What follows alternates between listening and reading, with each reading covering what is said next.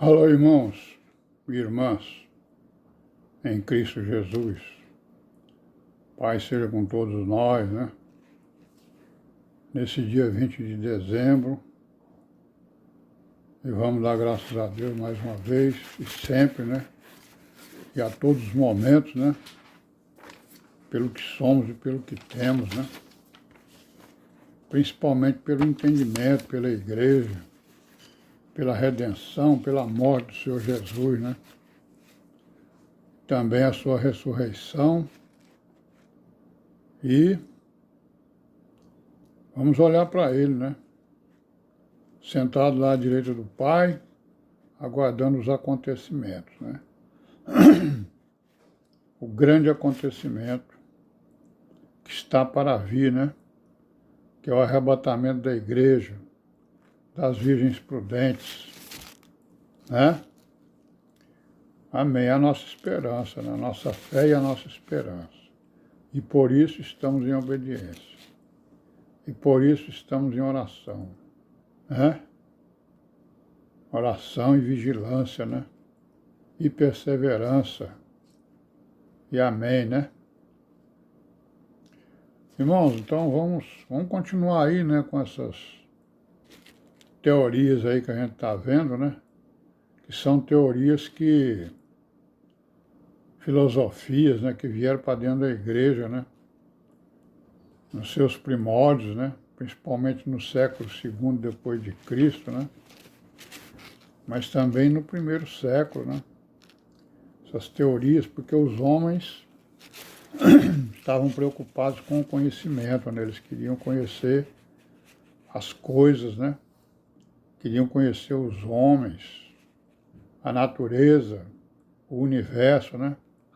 Que eles olhavam para cima e viam aí o universo infinito, né? Viam o sol, a lua, as estrelas, né?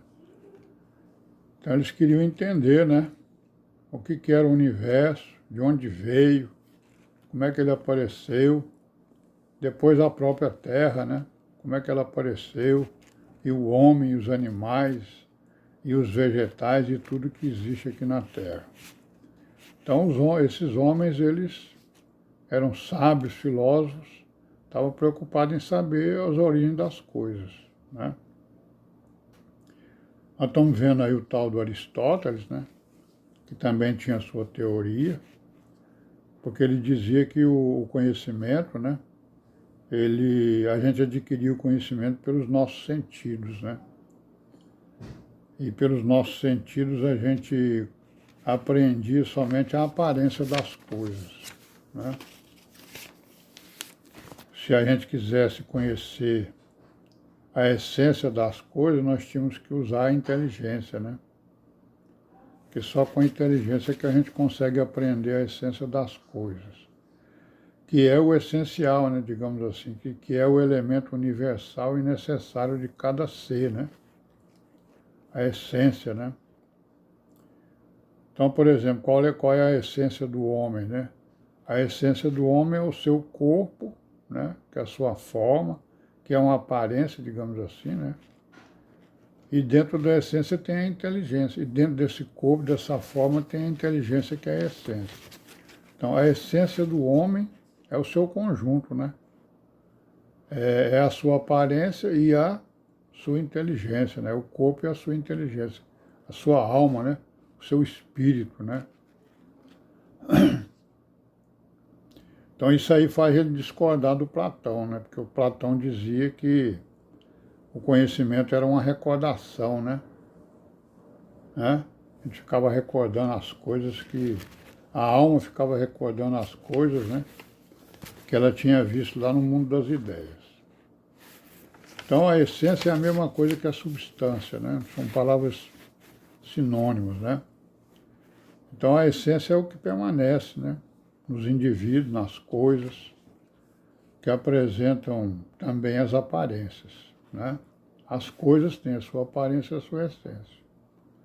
A aparência ela muda, né?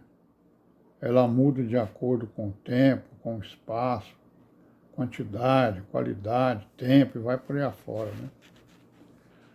Então as aparências são apreendidas pelos sentidos e a substância pela inteligência, né? É o que ele diz, né?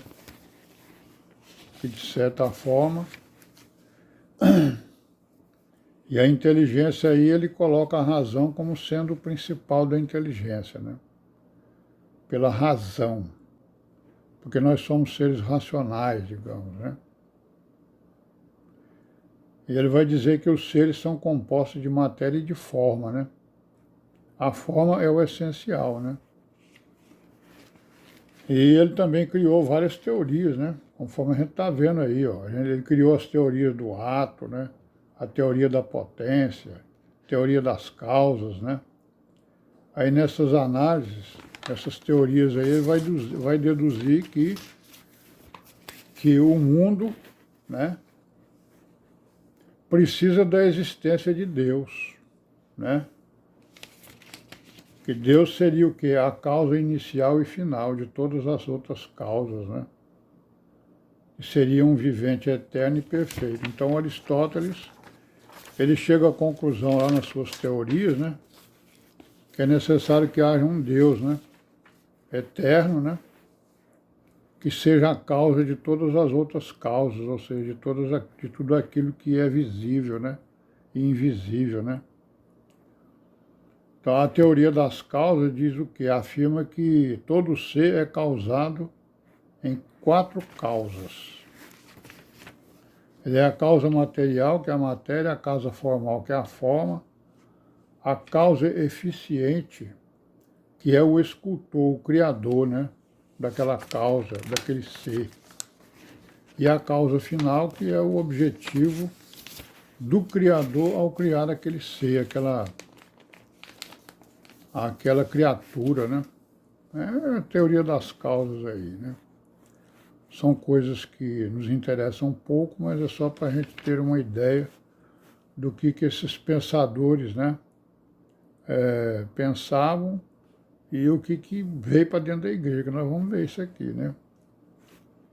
A teoria do ato da potência se refere à mudança contínua dos seres, porque existe neles uma dinâmica para realizar ou tornar atual uma potência. Então, por quê? Porque ele viu que as criaturas mudam, né? Ele viu que as criaturas possuem capacidade para mudar. E a mudança é a atualização da potência, né? Potência é aquele potencial, né, que as coisas têm, digamos, de se reproduzirem, né? Um ser atual tem capacidade de se transformar em outro, para o qual tem potência. Ele dá o exemplo da semente, né? A semente, ela tem nela um potencial, né? Ela é o ser atual, mas ela tem potência para tornar-se o quê? Uma árvore, né? E não é uma árvore qualquer, não, né? É uma árvore específica, né? Então, ele buscando essas causas, né? O Aristóteles, ele vai buscando as causas, né? Ele chegou ao infinito, né? Um ser, né? Não causado, né? Porque ele vai chegando o quê, ó? Todo ser é causado, né? Ele tem uma causa anterior e este que o causou tem uma causa anterior e assim sucessivamente ele vai, né? Ele vai de causa em causa, ele vai chegar lá no infinito. Por isso é que ele, né, chegou à conclusão que tem um causador final que é Deus, que é o criador de todas as causas. Mas ele vai dizer que é impossível retornar ao infinito, né? Quer dizer, nenhuma causa, nenhuma criatura vai se tornar o Criador, né? Mais ou menos isso aí. Que ele vai dizer que a razão mostra que deve existir uma causa primeira, né? Isso é racional, um primeiro motor, né? Que move sem ser movido. Ele fala em motor, né? Potência, motor, né? Que causa sem ser causado. Por isso é que ele chegou, né, à existência de Deus, de um Deus, né, criador. Então este primeiro motor, que seria o ato puro, né?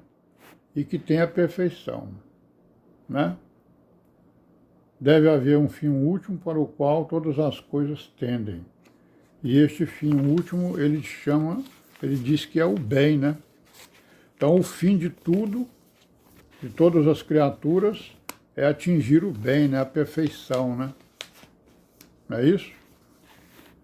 É o que nós estamos tentando fazer, né? E agora vamos parar por aqui, né? E até amanhã, se Deus quiser. Pai seja com todos nós nesse dia. E amém, né?